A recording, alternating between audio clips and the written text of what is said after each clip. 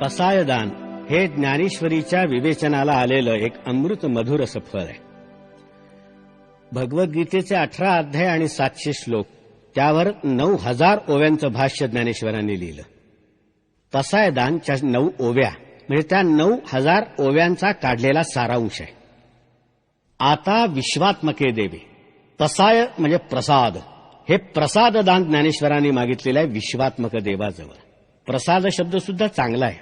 प्रसादे सर्व दुःखानां हानिरस्य उपजायते. अंतःकरणाची प्रसादता, अंतःकरणाची प्रसन्नता, अंतःकरणाचा प्रल्हाद, हा त्या प्रसाद शब्दाचा अर्थ. पण ज्ञानेश्वरांनी त्याचा वापरलेला जो मराठी पर्याय आहे तो अधिक आस्वाद्य आहे, पसाय. हा प्रसाद ज्ञानेश्वरांनी कोणाजवळ मागावा?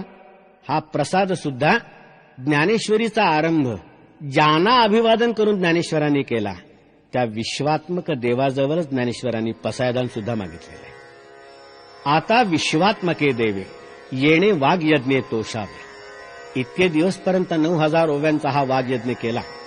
यांनी प्रसन्न व्हावं या विश्वात्मक देवाने आणि तोषोनी मज द्यावे पसायदान, आणि माझ्या झोळीमध्ये या प्रसादाची भिक्षा टाकावी. कोणता प्रसाद मागतायत ज्ञानेश्वर?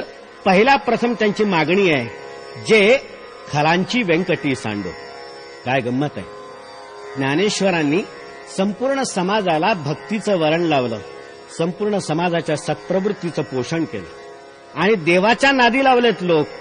अशी जी सज्जन माणसं, त्यांची आठवण पसायदान मागताना ज्ञानेश्वरांना झाली नाही.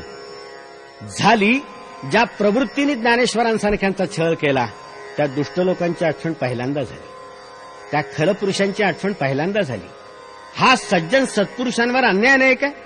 ज्ञानेश्वरांनी शेवटचं पसायदान विश्वात्मक देवाजवळ मागताना झुकतं माप पहिल्यांदा त्या खलपुरुषांना द्यावं, हा अन्याय नाही. ज्ञानेश्वरांना आपण माऊली म्हणतो त्याचं हे प्रत्यंतर आहे. ज्ञानेश्वरांना आपण माऊली म्हणतो त्याचं हे प्रत्यंतर आहे. याचं कारण माऊली आपल्या चांगल्या अपत्यावर प्रेम करतेच, पण वाईट अपत्याबद्दल अधिक कळवळा बाळगते. कारण तिला ही खात्री असते की आपला चांगला जो मुलगा आहे त्याच्या चांगलेपणामुळे जग त्याला जवळ केल्याशिवाय राहणार नाही. पण हा जो वांगला आहे त्याला जग दूर लोटेल. त्याला प्रेमाने जवळ घेणारं एकच स्थळ आहे, मातृहृदय. ज्ञानेश्वरांना आपण माऊली म्हणतो त्याच्यामुळे त्यांना पहिला कळवळा हा खलपुरुषांचा, जे खलांची व्यंकटी सांडो. त्यांची पहिली प्रार्थना अशी आहे की खलांची व्यंकटी सांडो. व्यंकटी म्हणजे मनाचा वाकडेपणा, व्यंकटी म्हणजे मनाचा दुष्टपणा, ती सांडो म्हणजे ती नष्ट हो. ज्ञानेश्वरांनी खल नष्ट होवो असं म्हटलेलं नाही, खलांची व्यंकटी नष्ट होवो एवढंच म्हटलेलं आहे. खल राहिले तरी चालतील. त्यांचं खलत्व गळून खाली पडलं की त्यानंतर उरलेला जो मनुष्य आहे तो ज्ञानेश्वरांना स्वीकार्य आहे. याचं कारण नंतर त्या माणसाची देवत्वाकडे होणारी वाटचाल आपल्याला सुकर करता येते. ज्ञानेश्वरांचा माणसाच्या मूलभूत माणूसपणावर अत्यंत प्रगाढ अशा रीतीचा विश्वास आहे. म्हणून ते म्हणतात ते खलांची व्यंकटी सांड. अहो खुद्द गीता ज्यांनी सांगितली, तो गीतेचा प्रवक्ता भगवान कृष्ण आपल्या अवताराचं प्रयोजन सांगताना असं म्हणतो, यदा यदा ही धर्मस्य ग्लानिर्भवती भारत अभ्युत्थानम अधर्मस्य तदात्मानं सृजाम्यहम्. ज्या ज्यावेळेला धर्माला ग्लानी होते तेव्हा धर्माचं अभ्युत्थान घडवून आणण्याकरता मी जन्म घेईन आणि काय करीन? परित्राणाय साधूना आणि विनाशाय च दुष्कृताम. साधूंचं मी परित्राण करीन आणि दुष्टांचा विनाश घडवून आणीन. प्रत्यक्ष श्रीकृष्ण दुष्टांच्या विनाशाची भाषा बोलतो आणि त्याचा भक्त ज्ञानेश्वर फक्त दुष्टपणा नष्ट होण्याची प्रार्थना करतो. कारण ज्ञानेश्वरांना माहिती आहे की दुष्टांना नाहीसे करून जगातून दुष्ट प्रवृत्ती कधीही नष्ट झाली नाही. त्यामुळे दुष्ट प्रवृत्ती नष्ट होण्याची प्रार्थना ज्ञानेश्वर करतायत. दुष्ट राहिला तरी चालेल. जे खलांची व्यंकटी सांडेल, कशी सांडेल त्याचीही रीत ज्ञानेश्वरांनी लगेच दुसऱ्या ओळीत दिली आहे. जे खलांची व्यंकटी सांडो ते या सत्कर्मी रती वाढो. त्यांना चांगल्या गोष्टींमध्ये, चांगल्या कर्मांमध्ये रती म्हणजे आवड वाढो. ज्ञानेश्वरांनी रती रुजो म्हटलं नाही, ते या सत्कर्मी रती रुजो म्हटलं नाही, रती वाढो म्हटलं. याचा अर्थ कितीही दुष्ट असला तरी त्याला सुद्धा सत्कर्मामध्ये रती असतेच असं या महात्म्यांनी गृहीत धरले. फक्त असलेली रती वाढो. चांगल्या गोष्टींबद्दलची आवड वाढली की वाईट गोष्टींकडचा ओढा आपोआप कमी होईल असा त्याचा सिद्धांत आहे. म्हणून तो म्हणतो जे खलांची व्यंकटी सांडो ते या सत्कर्मी रती वाढो आणि मग भूता परस्परे जडो मैत्र जीवाचे. एकदा दुष्टपणा नष्ट झाला आणि दुष्टांना सुद्धा चांगल्या कामामध्ये रममाण करून सोडलं की मग आपोआप जगातले सगळे जीव मात्र परस्परांवर प्रेम करायला लागतील. जगातल्या जीव मात्राचं परस्परांमधलं सख्य वाढावं असं स्वप्न ज्ञानेश्वर पाहतायत. जीव मात्रांचं पाहतायत, प्राणी मात्रांचं पाहतायत, केवळ मनुष्य मात्राचं नाही.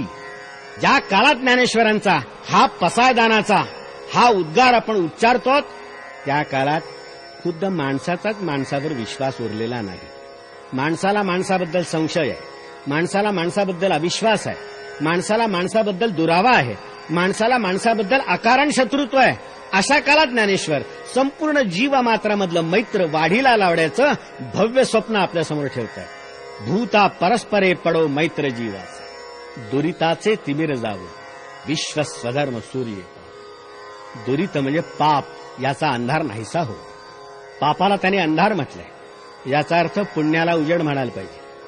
अंधार नाहीसा कसा होईल? सूर्योदय झाल्याबरोबर अंधार आपोआप नाहीसा होतो. अंधार नाहीसा करण्याच्या वेगळ्या प्रक्रिया नाहीत, अंधार नाहीसा करण्याचा वेगळा कार्यक्रम नाही. सूर्य प्रगट झाला की अंधार आपोआप नाहीसा होतो. दुरितांचे तिमिर जावं, जगातलं पाप नाहीसं व्हावं, जगातलं दुराचरण नाहीसं व्हावं. त्यासाठी काय करायला पाहिजे? विश्व स्वधर्म सूर्य पाहू. कोणता सूर्योदय ज्ञानेश्वरांना अभिप्रेत आहे? स्वधर्माचा सूर्योदय. प्रत्येकाला आपापल्या धर्माचं ज्ञान झालं, प्रत्येकाला आपापल्या धर्माचं भान आलं की तो स्वतःचं कर्तव्य बजावत राहील. आपोआप पापाचरणाकडचं त्याचा कल कमी होत जाईल. पाप कर्म हे माणसाचं स्वाभाविक कर्म नाहीये, हे नियत कर्म नाहीये. ज्ञानेश्वरांनी म्हटलंय विश्व स्वधर्म सूर्य पाहू. स्वधर्माचं ज्ञान आणि स्वधर्माचं आचरण हा सूर्योदय, आणि या सूर्योदयामुळे आपोआप पापाचा अंधार नाहीसा झाल्याशिवाय राहणार नाही. आपला धर्म ओळखणं आणि धर्माचं पालन करणं हे ज्ञानेश्वरांना अभिप्रेत आहे. आपला जो धर्म नाही त्याचं पालन करण्याचा मोह होणं हा परधर्म आहे. आणि गीतेने म्हटलं होतं स्वधर्मे निधनम श्रेयः परधर्मो भयावहः. धर्म कसा ओळखायचा? धर्म कसा ओळखायचा? प्रत्येकाचा धर्म त्याच्या जन्मापासूनच त्याची सोबत करत असतो. बाई ही बाईच असते, पण ज्या क्षणी ती आई होते त्यावेळी तिच्यामधला मातृधर्म प्रगट होत असतो. त्याचं आचरण हे तिच्याकडनं अपेक्षित असतं. ते सोडून इतर कुठलाही मोह तिला झाला तर त्याला पापाचरण म्हणता येईल. आम्हाला जगातल्या दुरिताचा अंधार नाहीसा करायचा आहे आणि स्वधर्माकडची त्याची प्रवृत्ती आपल्याला वाढवायची आहे. दुरितांचे तिमिर जावं विश्व स्वधर्म सूर्य पाहू, जो जे वांछील तो ते लाहू प्राणी जाते. केवढी भव्य अपेक्षा आहे, केवढी भव्य आकांक्षा आहे. जो जे वांछील तो ते लाहू प्राणी जातं. ज्याला ज्याला जे जे हवं असेल ते तर त्याला मिळू शकेल. ज्ञानेश्वर असं आश्वासन आपल्याला देत आहे. जी कोणती तुमची इच्छा असेल आणि अभिलाषा असेल ते पूर्ण होण्याचं आश्वासन हे महापुरुष आपल्याला कशाच्या बळावर देत आहेत? त्याच्या अगोदरचा संदर्भ आपल्याला पाहायला पाहिजे. भूता परस्परे पडो मैत्री जीवाचे. भूतांना परस्परांबद्दलचं मैत्र उत्पन्न झालं तर ज्याला जे वाटेल ते मिळाल्याचा आनंद लाभल्याशिवाय राहत नाही. पण त्याच्या अगोदर परस्परांमधलं मैत्र वाढायला पाहिजे. त्यामुळे आपोआप तुमचीही वृत्ती विशाल होते आणि ज्या गोष्टी आपल्याला मिळायला हव्यात त्या इतरांना मिळाल्या तरी आपल्यालाच मिळाला इतका आनंद तुम्हाला होतो. ही वृत्ती विशाल करणं हेच या पसायदानाचं मूळ उद्दिष्ट आहे. वर्षचं सकळ मंगल. ज्ञानेश्वरांनी त्यानंतर असं दिव्य दृश्य आपल्यासमोर उभं केलेलं आहे. वर्षतं सकळ मंगली ईश्वर निष्ठांची मांदी आली. संपूर्ण जगावर मांगल्याचा वर्षाव करणारे, संपूर्ण जगावर कल्याणाचा वर्षाव करणारे असे ईश्वरनिष्ठ लोक दाटी वाटीनं उत्पन्न होवं. एकटा दुकटा नाही, विरळ नाही, ईश्वरनिष्ठांची गर्दी झाली पाहिजे. वर्षतं सकळ मंगली, सगळ्यांवर, काहींवर नाही, सगळ्यांवर मांगल्याचा वर्षाव करणारे, आपल्या वाणीनी, आपल्या दृष्टिक्षेपाने, आपल्या कृतीनी मांगल्याचा वर्षाव करणारे ईश्वरनिष्ठ लोक जगामध्ये दाटी वाटीनं फिरोत. अनवरत भूमंडळी भेट तू भूता. अनवरत म्हणजे अखंड, ओघ लागून राहायला पाहिजे त्यांचा. संपूर्ण जगावर मांगल्याचा वर्षाव करणारे ईश्वरनिष्ठ लोक गर्दीनी या भूमंडळावर अखंड उत्पन्न व्हावे. अखंड जगाला अशा लोकांचा लाभ होत जावा. या लोकांचंच रूपकानी अतिशय भव्य असं वर्णन ज्ञानेश्वर पुढे करतो. अशा ईश्वरनिष्ठ लोकांचे मेळावे ठिकठिकाणी मनुष्य मात्राला भेटावेत. अशी ज्ञानेश्वर आकांक्षा का उत्पन्न करतात? ईश्वरनिष्ठ लोक आपल्यामध्ये नाहीयेत, आज ते मेळावे ओसरलेत, अशी इच्छा ज्ञानेश्वरांनी का व्यक्त करावी? याचं दुसरं कारण असं आहे की खरोखर ईश्वरनिष्ठ लोक या जगामध्ये अत्यंत दुर्मिळ आहेत. जे आहेत ते ईश्वरनिष्ठ नाहीत, ते नश्वरनिष्ठ आहेत. माहीत आहे की जे जे नश्वर होणार आहे, क्षणभंगूर आहे, नाहीसं होणार आहे, त्याची आपण लालसा बाळगतो आणि त्याच्यासाठी आपण जीव टाकतो. सत्ता, संपत्ती, सामर्थ्य, शस्त्र यासाठी आपण आयुष्यभर धपापत राहतो. माहीत आहे यापैकी काहीही टिकणारं नाही. सत्ता अतिशय बेभरोशाची, आज आहे उद्या नसेल. संपत्ती तर चंचलपणाकरता प्रसिद्धच आहे. आणि शस्त्र हे सगळ्यात बेभरोशाचं. आपल्याला असं वाटतं की सत्ता, संपत्ती आणि शस्त्र, तख्त, तलवार और तिजोरी यापैकी एखादं जरी साधन आपल्याला प्राप्त झालं तरी आपण जगावर स्वामित्व गाजवू शकू.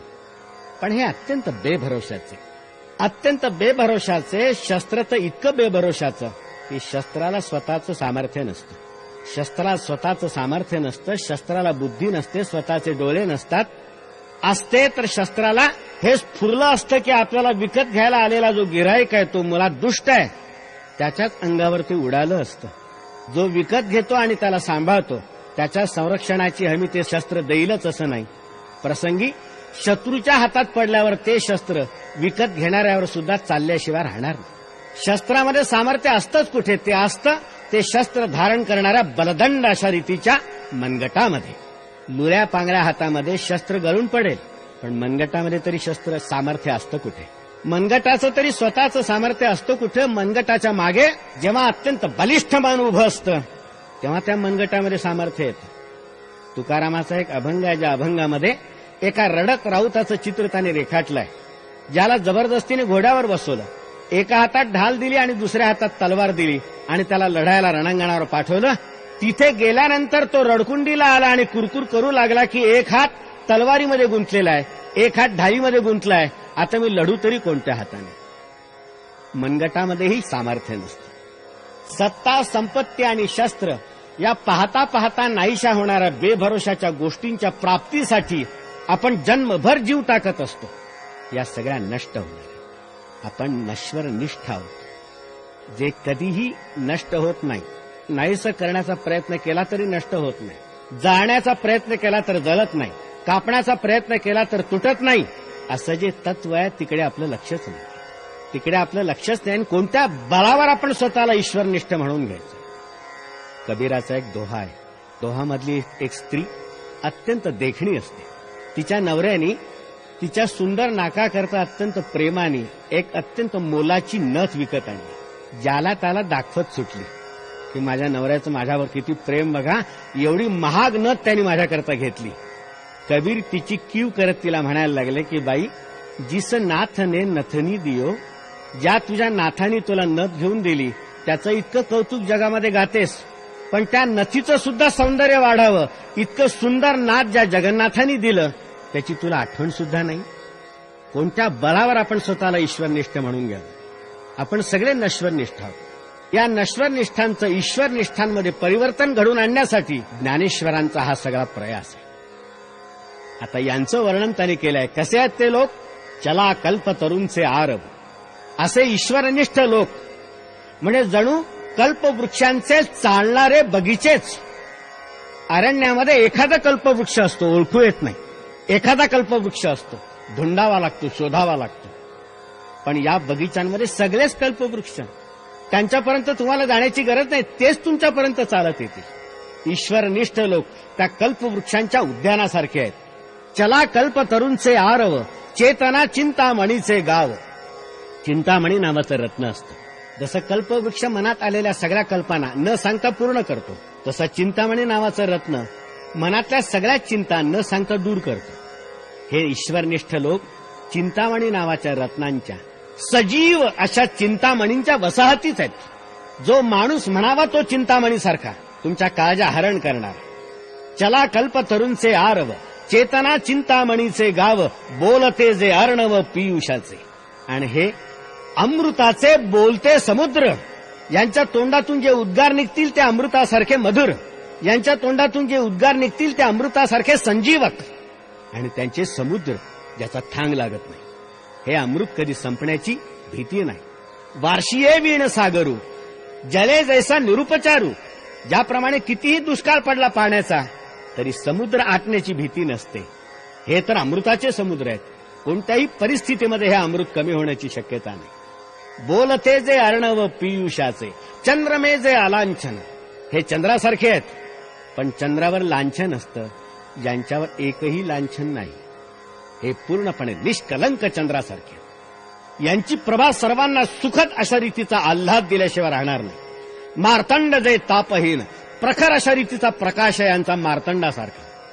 पण मध्यान्नीचा सूर्याचा ताप असतो, यांचा तसा ताप नाही. तेजपुंज आहेत, पण ताप नाही, त्रास नाही दुसऱ्या कोणाला. ते सर्वाही सदा सज्जन सोयरे होत. कसे आहेत ईश्वरनिष्ठ लोक? सदा सर्वांना सज्जन आणि सोयरे होणारे आहेत. ज्ञानेश्वरांनी शब्द अत्यंत काळजीपूर्वक वापरले आहेत. ते कधी कधी काही काहींना सज्जन सोयरे होतो असं म्हटलेलं नाही. सगळ्यांनाच नेहमीच सज्जन सोयऱ्यासारखे होतील, आप्तांसारखे होतील. ज्ञानेश्वरांनी शब्द सुद्धा काय वापरलाय? सज्जन सोयरे. तुमचा माझा अनुभव असा असतो की जो सज्जन असतो तो सोयरा बनण्याची आशा नसते. जे सोयरे असतात ते क्वचितच सज्जन असतात. पण ज्ञानेश्वरांनी असे आप्त आपल्याला मिळवून दिलेले आहेत की जे अखंड सज्जन असतात आणि सगळ्यांनाच आपल्या सौजन्याचा सदैव लाभ देत असतात. किंबहुना सर्व सुखी पूर्ण होऊन तिन्ही लोकी भजी जो आदि पुरकी अखंडित. सर्व प्रकारच्या सुखांचा लाभ होऊन तिन्ही लोकांमध्ये परिपूर्णतेचा अनुभव घेत जो आदि पुरुषाची अखंड उपासना करतो. अशांचं चित्र ज्ञानेश्वरांनी आपल्यासमोर उभं केलेलं आहे. ही एक आदर्श समाज व्यवस्था ज्ञानेश्वरांच्या प्रतिभेने आपल्यासमोर शब्दांनी साकार केली. ज्याला कोणाला जेव्हा केव्हा आदर्श समाज रचना निर्माण करायची असेल त्यासाठी पसायदानाच्या रूपाने ज्ञानेश्वरांनी एक नीलचित्र उपलब्ध करून दिलेले आहे. त्यानुसार आपल्याला करता येईल. ज्ञानेश्वरांनी हे भव्य स्वप्न आपल्या डोळ्यासमोर पाहिलं आणि 700 वर्षापूर्वी रेखाटून ठेवलं. 700 वर्षापूर्वी रेखाटून ठेवलं. ठेवताना प्रश्न असा विचारला, हा होईल दान पसावं? हा दानप्रसाद खरंच होईल? इतका चांगला समाज खरोखर अस्तित्वात येईल? निवृत्तीनाथांनी विश्वेश्वराच्या वतीनं उत्तर दिलं, होईल. आणि ते उत्तर ऐकून ज्ञानेश्वर सुखिया झाला, संतुष्ट झाले. या घटनेला आज 700 वर्ष पूर्ण झालेली आहेत. हे पसायदान ज्ञानेश्वरांनी नेवाशाला त्यांच्यासमोर ज्ञानेश्वरी ऐकण्याकरता जो समुदाय बसत होता त्याच्यापुरतं मागितलेलं नाही. हे पसायदान त्यांनी आळंदीच्या लोकांपुरतं मागितलेलं नाही. हे पसायदान त्यांनी सर्व भूतमात्रांसाठी मागितलेलं आहे. या भूतमात्रांमध्ये त्यांचाही समावेश आहे ज्यांनी आळंदीमध्ये आणि पैठणमध्ये ज्ञानेश्वरांचा छळ केला होता. त्यांना जीवन जगणं असह्य करून सोडलेलं. त्यांच्यावर कलंक ठेवला होता. आईबापाच्या बलिदानाचं प्रायश्चित्त घेऊन सुद्धा ज्यांच्यावर ब्राह्मण्याचा संस्कार करण्याचं नाकारलं होतं, साधा मनुष्यपणाचा सुद्धा अधिकार त्यांचा हिरावून घेतलेला होता. एवढा मोठा अन्याय ज्या लोकांनी केला त्यांच्याही करता ज्ञानेश्वरांनी हेच पसायदान मागितलेलं आहे. एवढं थोर अंतःकरण असलं पाहिजे ज्ञानेश्वरांचं. आपल्या लक्षात येईल, जगाने ज्ञानेश्वरांच्या हातामध्ये विषाने भरलेला प्याला दिला. या महापुरुषाने अजिबात काकू न करता तो उठाशी लावला.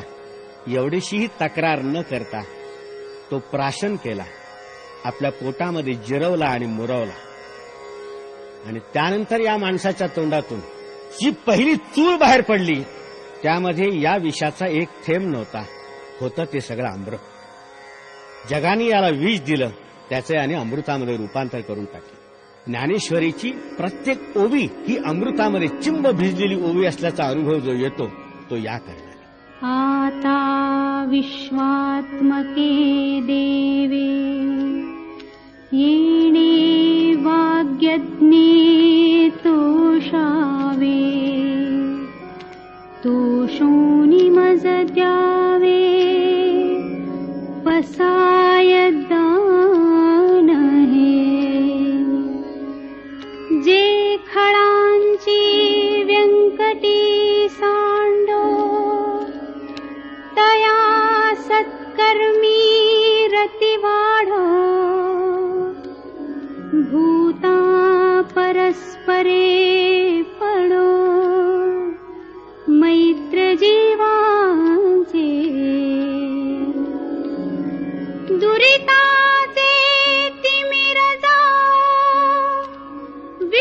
स्वधर्म सूर्ये पाहो,